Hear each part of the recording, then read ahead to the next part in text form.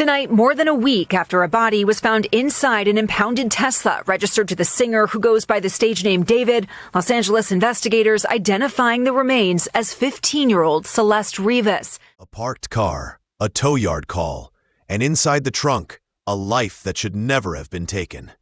It was an ordinary late summer morning in Los Angeles when a tow yard worker smelled something that didn't belong. What began as the routine removal of an abandoned vehicle would become a case that shook a music scene and a community.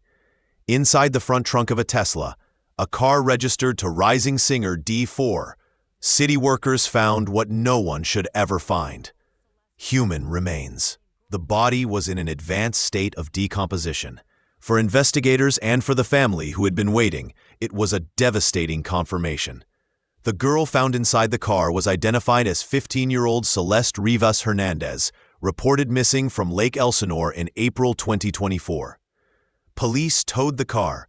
The LAPD's Robbery Homicide Division opened a probe, and the discovery rippled through social media, headlines, and a stunned fan base. The questions were immediate. How did her remains end up in that car? Who was responsible? And what, if anything, did the driver or the car's owner know? Before the headlines, there was a girl named Celeste. She was a student from Riverside County, a teenager who, according to friends and family, had run away in April of 2024. Her disappearance had been reported months earlier by relatives who worried for her safety and well-being. She was young, too young, and the family's pleas for answers echoed through a year of uncertainty. Family members remembered her as bright and spirited, someone other teens might describe as bubbly. A child who, like many of her age, sought connection online and in the world beyond her small hometown. When Celeste vanished, it left a vacuum of fear that would not end until the tragic discovery months later. David Anthony Burke, known professionally as D4vd's, is a 20-year-old singer whose music had been gaining mainstream attention. His lyrics and visuals often explored dark themes. He toured and released music, and for many fans, he was an enigmatic young artist. In early September of 2025, the car registered to him, left parked in the Hollywood Hills and later impounded, became the center of a criminal investigation when Celeste's remains were discovered inside its front trunk.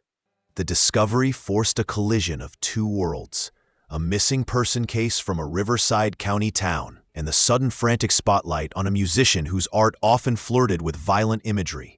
That dissonance, art referencing darkness, and a real tragedy unfolding, would dominate public reaction.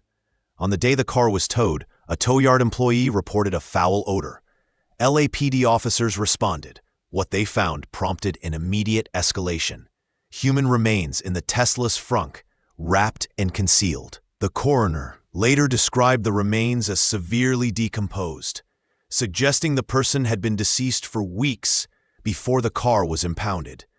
For Celeste's family, the identification of her daughter brought a terrible confirmation and raised grave questions about time, movement, and responsibility. Police executed a search warrant on a Hollywood Hills residence linked to the singer and seized electronic devices for forensic analysis. Investigators repeatedly emphasized they were following leads and evidence, and cautioned the public not to assume conclusions before the probe was complete. At the same time, the public reaction was instantaneous. Tour dates canceled, brand deals paused, and a torrent of online speculation. As detectives combed through the car, the home, the phones, and messages, the story took on a social dimension. Fans and strangers alike began to re-watch videos and reread lyrics, searching for clues. A private investigator publicly offered new timelines about who might have moved the Tesla and when. Journalists reported that the vehicle had been parked for weeks before being sighted and towed. The LAPD said they were diligently investigating, but also that it can take time to piece together forensic evidence and timelines. This case reignited conversations about young people's safety online, about how quickly fame can entangle real lives, and how social media can accelerate suspicion, sometimes beyond what evidence supports. Authorities urged the public to share credible tips and to avoid spreading unverified claims that could hurt the investigation. Behind the headlines are quiet acts of mourning. The family who had waited months for a call finally received confirmation. Then the painful rituals of funeral and burial. A GoFundMe organized by community members helped with funeral expenses. Friends and relatives said goodbye, and a town that had hoped for answers instead received a tragedy. For Celeste's parents and siblings, every report, every rumor was another wound.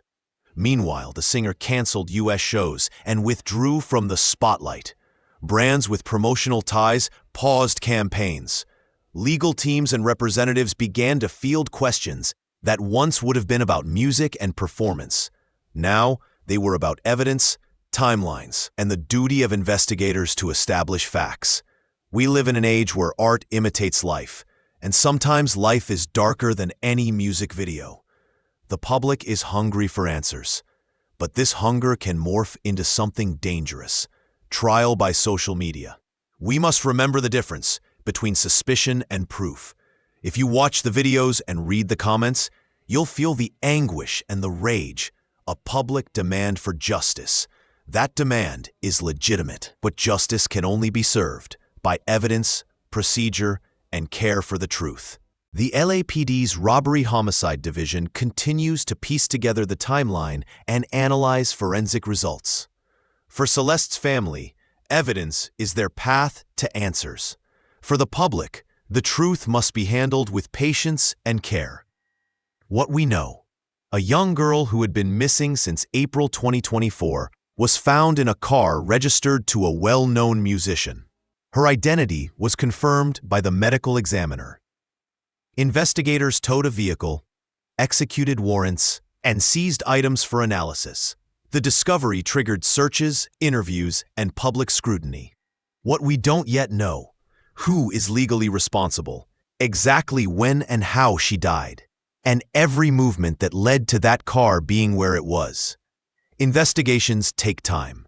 They demand patience from the public and respect for due process, even while we demand truth and accountability on behalf of a child who will never have another chance to speak. This case is a tragedy the size of a life. It is the crushing loss of a young person, and it is a call for careful, relentless investigation. It is also a warning.